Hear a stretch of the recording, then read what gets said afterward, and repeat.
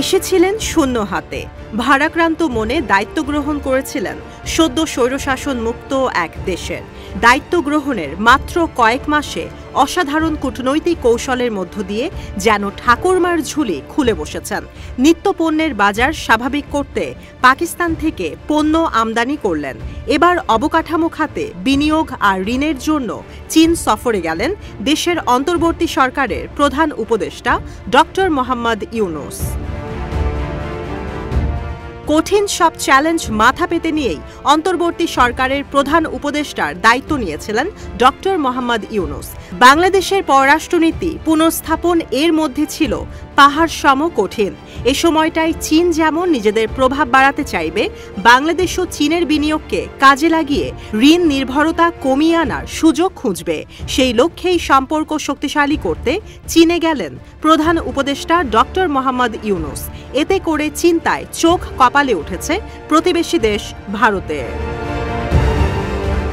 চিন্তার পারদ আরও ওপরে উঠছে, কারণ প্রধান উপদেষ্টার কার্যালয় থেকে জানানো হয়েছে রাষ্ট্রীয় মালিকানাধীন শিপিং কর্পোরেশনের জন্য 4টি জাহাজ কিনতে বাংলাদেশকে ঋণ দেবে শি জিনপিং প্রশাসন।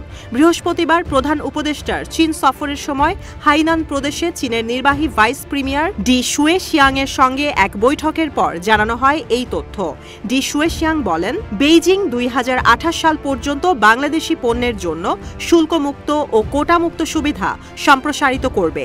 বেইজিং জানিয়েছে, বর্তমান অন্তর্বর্তী সরকারকে পূর্ণ সমর্থন দেয় দক্ষিণ এশিয়ার শীর্ষ বৃহত্তম অর্থনীতির এই দেশ। বৈঠকে প্রধান উপদেষ্টা বলেন, দক্ষিণ এশিয়ার প্রধান দেশ হিসেবে চীনের বেল্ট অ্যান্ড রোড ইনিশিয়েটিভে যোগ দিতে পেরে ঢাকা গর্বিত। এ সময় ঢাকার বিভিন্ন উন্নয়ন প্রকল্পের জন্য চীনের সমর্থন প্রত্যাশা করার পাশাপাশি ঋণের সুদ হার 3% থেকে কমিয়ে 1 থেকে 2% করার অনুরোধ জানিয়েছে বাংলাদেশের অন্তর্বর্তী সরকার। গেল বছর হাসিনা সরকারের পদত্যাগের পর ভারতের তুলনায় চীনের সঙ্গে সম্পর্ক জোরদার হচ্ছে বাংলাদেশের। বাংলাদেশের অন্তর্বর্তী সরকারের প্রধান উপদেষ্টা হয়ে প্রথম চীন সফরে শুক্রবার ডক্টর মোহাম্মদ ইউনূসের সঙ্গে দ্বিপাক্ষিক বৈঠক হয় চীনা প্রেসিডেন্ট শি জিনপিংয়ের। এ সময় বাংলাদেশের স্বাধীনতা, সার্বভৌমত্ব আর আঞ্চলিক অখণ্ডতাকে সমর্থন করেন শি জিনপিং। বলেন, চীন বাংলাদেশের বিশ্বস্ত বন্ধু আর প্রতিবেশী দেশ। এ সময় ডক্টর মোহাম্মদ ইউনূস বলেন, চীন বাংলাদেশের বিশ্বস্ত অংশীদার।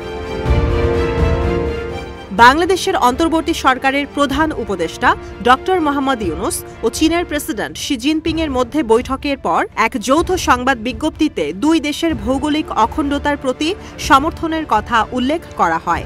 বিজ্ঞপ্তিতে বাংলাদেশের পক্ষ থেকে বলা হয়, এক চীন নীতি সমর্থন করে ঢাকা তাইওয়ানকে চীনের অবিচ্ছেদ্য অংশ হিসেবে বিবেচনা করে স্বায়ত্তশাসিত এই দ্বীপাঞ্চলের স্বাধীনতার বিরোধিতাও করা হয় বিজ্ঞপ্তিতে। গণমাধ্যম সূত্র বলছে, চীনের সরকারের কাছ থেকে বিনিয়োগ, ঋণ আর অর্থ অনুদান বাবদ $210 কোটি প্রতিশ্রুতি পেয়েছে বাংলাদেশ।